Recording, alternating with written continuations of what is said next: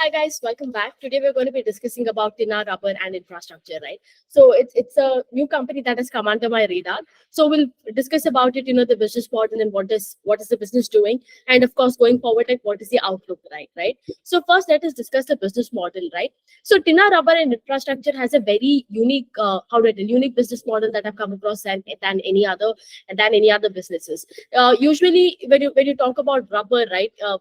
We've seen companies that either manufacture it and are in a B2B business. But here in Tinna Rubber, they are in the whole return, recycle, that space. So what they do is, let's say there is a tire, right? And once the tire goes through a certain life process, right? And you cannot, it's worn and torn so much that it can no longer be used, right? Absolutely, like how do I put this? Like cannot be used ever. I'm talking about your normal tires, which is used in your passenger vehicle, yeah, commercial vehicle, all those kind of tires, right? So what happens then? These people get that tire, they crush it, and they crush it and they mix it with this another chemical called bitumen, right? And after that, and some other chemicals, of course, depending on the application, and then they make a new product. So this product can again be used in the generation of new tire. It can be used in the generation of road, right? You would have seen this damar kind of road, that's what you call it, those roads. You will see it in consumer sector, where you make rubber balls, you'll make gym mats and tiles. So this is what Tinna Rubber does. Basically, whatever the waste is there, they try to add value addition, like they take that waste, convert it into some another usable product, right? So this is the entire business model of Tinna Rubber. Now when you talk about the business model also, like if you talk about the revenue, they have four categories, right? The entire revenue is coming from four categories. The first is your infrastructure sector, where in infrastructure sector, you're using that crab modifier, whatever that I told you, the tire leftover parts, that along with bitumen, you're using it to make some roads, okay? So this contributes around 49% to the overall revenue. And then you have your industrial sector. What is industrial sector? Industrial sector is, let's say you take the same element, add some more chemicals, and make conveyor belts and tires. What is conveyor belts? Have you seen, in this machine there is like this belt that is there. It is used to maintain a continuous process. I think if you would have seen in vehicles also, it is there. In cycle you use a chain, but in other things you use conveyor belts. If you read about picks, right? Picks, the business picks, they do this conveyor belts. I mean, their entire business model is to make the belt. So in industrial sector, they make this conveyor belts and new tires, and this contributes around 28% to the overall revenue, okay? And then they have a steel sector where they make the steel abrasive, that contributes around 16%. And consumer sector, like I told you, right? The gym tiles, rubber mats, these kind, or could be some rubber balls which you used to play, right, in any sports. These kind of, and that contributes 7%. So this is where the entire revenue is coming from different spaces. Now you see, right, one of the majority part of the revenue is coming from infrastructure sector, that contributes around 49% to the overall revenue. Now why is that? Why is there so much demand from here? We will let us go into each segment and see it in detail. First thing first, if you look at this entire thing, they get this raw material, whether it is scrum modifier and other things from export. There is a certain how do I put, certain amount of raw materials that is coming from export, and they have 5 plants. Okay, they have 5 recycling plants. 4 is there in India and 1 is in Oman. And Oman ka plant that is there, it is an acquisition they have done recently. I would say 2 quarters back they have done the acquisition.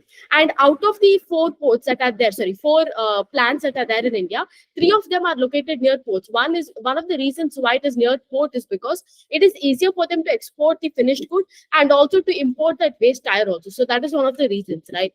And yeah, now let us go and understand कि like each sector में इतना क्या हो रहा है, right? Because if you look at the Q2 FY24 results, the infrastructure sector that is there, which contributes 49% to the revenue, that has grown over 51% on a year-on-year basis. Now, why am I concentrating here is because if you look at any road work that is there, it gets stopped during monsoon season, right? So in spite of Q2, there was monsoon and everything, this segment grew rapidly, right?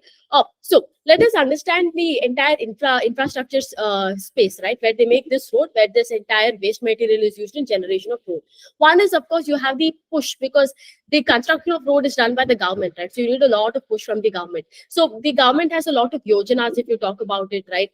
Like the rural road length that is there, they want to put up around like 4 lakh kilometer ka road. That is another thing. I believe, I don't remember exactly which video that I saw. I think one of the videos of our Prime Minister Modi ji, where I saw, where he told, probably, I think I think before his term, I think somewhere in 2013 or during his term in 2013 or 14, the roads that were getting constructed, like every day, per day, the road was getting constructed like 14 to 15 kilometers per day. But right now, I think in his recent term, or at least in this year, there are 30 kilometers. Like every day, they're constructing 30 kilometers per road. So now you can imagine why there is like such a huge demand when you talk about in the whole infra space, right? Like the entire demand is like is coming from the government how do I put this? The government initiatives, right? And of course, government has been like very, very bullish on this whole infra and industrial space. Like you talk about any manufacturing space, also, there are so many how do I put this? So many yojanas, so many schemes that are making it,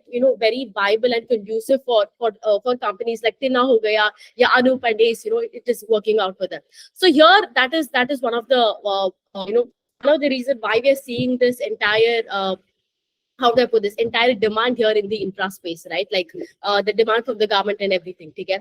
The other thing you have is your industrial sector. In industrial sector, what do? They make the conveyor belts and they make new tires. Here also, if you see in the Asia Pacific belt that is there, right? There you have like a how do I put this? More demand for this, and it is the fastest growing region. Now, when you talk about the tire space in India, in Indian tire industry also, like there is a demand because of course we are having the entire cycle go up, right? The auto cycle is doing well. Specifically in auto cycle, you're seeing the entire SUV space also doing well, right? So overall, this is where it's also demand is there. And if you look at it, like if you look at, let's say, the normal tires that you use versus, let's say, you're using the safe tire, like the new tire that is there. How do I put this? The Tinna rubber cut tires that is there, the recycled tires. You also save cost, like around the range goes from 2 to 10% depending on the tires, whether it is the radial tire or the other tires. So that is another thing.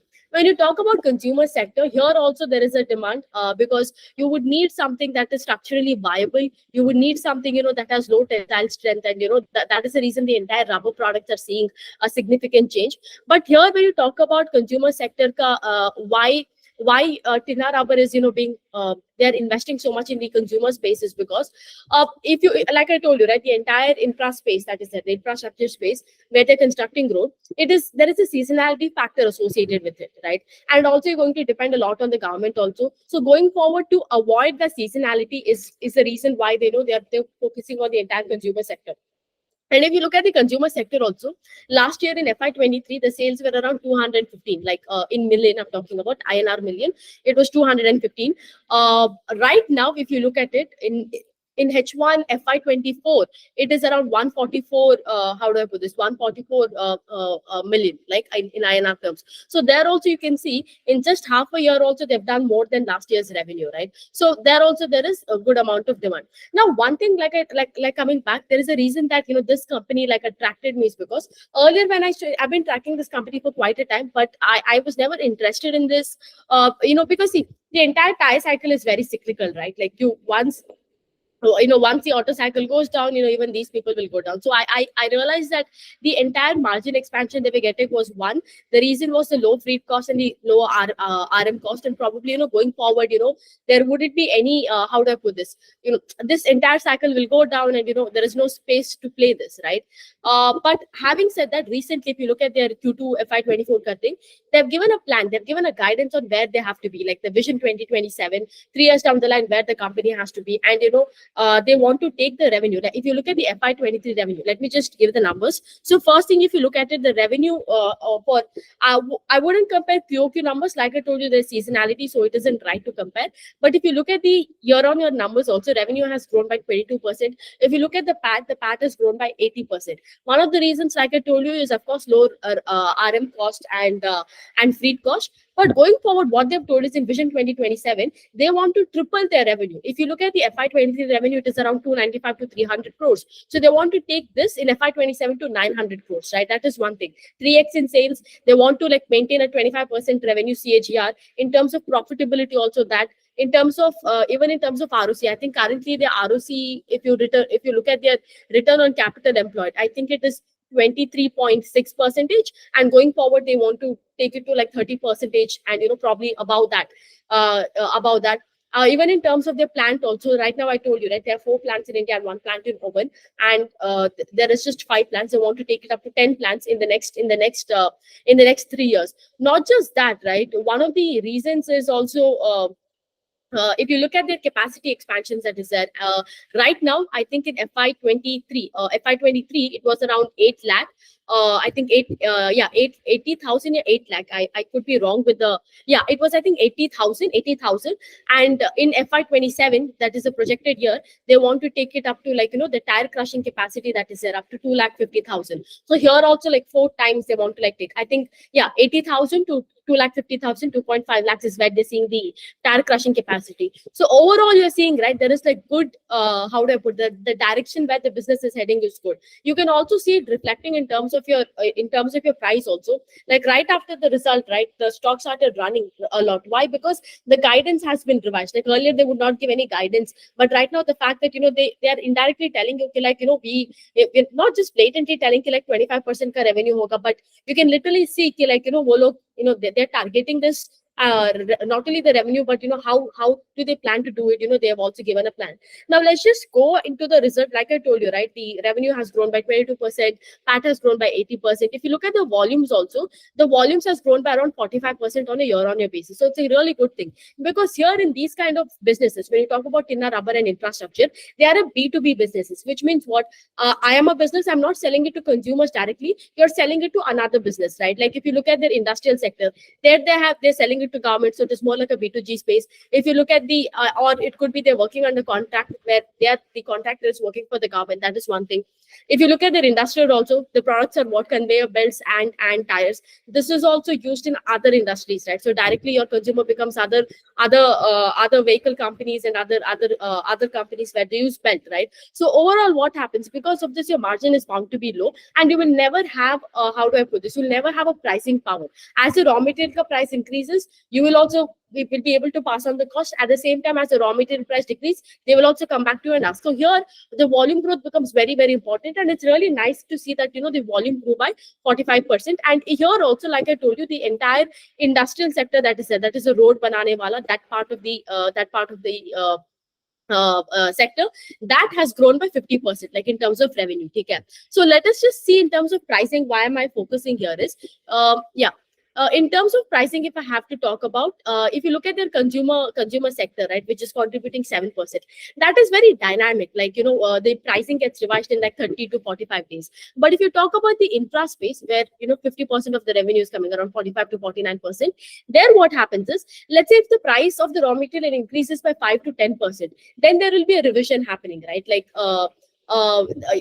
like then they can go and talk it, get a price hike. Now, if it is an industrial sector, right? If it is an industrial sector, where you're dealing with tires and belts, there what happens is the pricing agreement is between 60 to 90 days. So if there is any fluctuation there also in raw material price, and if it is more than 5 or 10%, then the agreement will be revised. So usually what happens whenever the price of the raw material goes up, or whenever the raw material price comes down, you will see a lag in 1 quarter for that to be reflected. That is another thing. Other than that, if you look at it, the entire infra space, another good part is in infra space, there is a lot of stability in pricing, because these people work with contractors, and the project here lasts for like 6 months, right? So all the pricing agreements, whether it is petrochemical projects or anything, right, these are long term in nature, right? And where the pricing validity will come up to like 1 year, right? So of course, so overall, that is another good thing. Now let's just talk about the how do I put this, the capex that is there. Of course, the like I told you, they recently finished the Oman plant acquisition, probably like a quarter or a quarter before, 2 quarters, and that has commenced production. Even that is adding out to the revenue. I think it started commencing production in July 23. Other than that, they have 2 plants, that is in Barley and the other one in Panipat, right? Even they are well on track, and I think there also some capacity expansion is happening, and this will also add again in the coming quarters also, right? If you look, I think in Barley plant that they have, it will add around 100 crore in revenue, and yeah, and the entire, I think the other plant also. So overall, like I told you, right, it is a great company. If you look at it, I think something unique the company is doing, like I told you, the entire recycle space and other things. They're doing a lot of capex also to generate the demand. I mean, whatever the demand is there, to to take care of that. The only risk remains, because they have this 49% of the revenue, or coming 45 to 50% of the revenue coming from the infrastructure space. Let's say, now we all know, right, election is starting, and once election is started, the 6 months all the projects get stopped, gets halted. And probably if the new government comes up, if there is an opposition party, that government comes, and what happens, they might probably cancel the plans, and the orders might get halted. That is another thing. That remains the only possible risk over here. Other than that, because like I told you, the entire space needs the support of government to operate. So this is the only possible risk that remains. And the second risk remains is, like, see, it all sounds good that you will triple the revenue in the next 3 years, and the margins are going to expand. You're going to also have an operating leverage. Everything is great. You're increasing the capacity also. But right now you need an execution part also. The guidance is great. What we have to do as investors is, take the guidance and track the company and see if in the next quarter they execute or not. So that becomes very important, to going forward in Q3 and Q4, how the company performs. And also Q3 and Q4 are one of the, especially Q4 is the best quarter for these kind of companies. So let us, because summer season, and things go, a lot of construction takes place. So let us see how the company, like, goes forward and executes this. So yeah, even in terms, if I have to talk about valuations right now, if I mean, see, I believe valuation is subjective at the end of the day. If you look at the projection, probably like 3 years, someone might be like, yeah, the company is great. But if someone has a lesser viewpoint of the company, then of course they find it expensive in the short term. So I do not want to discuss about valuation because of the sole reason of that. But other than that, I would say, like, company is great. If you look at the last 1 year, especially, the company has performed, like, whatever, in the sense, like, they've walked the talk, whatever they've told, whether it is in terms of urban plan, they've been talking about the acquisition, they've done that acquisition, everything. So all in all, a great company. The last thing I want to highlight is, people think that because they're using this recycled tires, right, they think the raw material cost is very less, but that is not the case. The raw material cost is around 40 to 45% of the total, or I think as a percentage of steels, I think it's 40 to 45%. I think that's the range. I remember reading it, very long back in one of the con calls. So even these people face the heat of, the entire raw material fluctuations. They're not forbidden from it. So overall, yeah, that's the only thing I had to talk about it at last. So overall, great company, great guidance. Company is doing well. Management is also great. All comes down to one thing, is like, going forward, can they execute this or not, right? And having said that, that's about Tinna Rubber and Infrastructure. And I'll see you again, and see you again next time. Take care. Bye.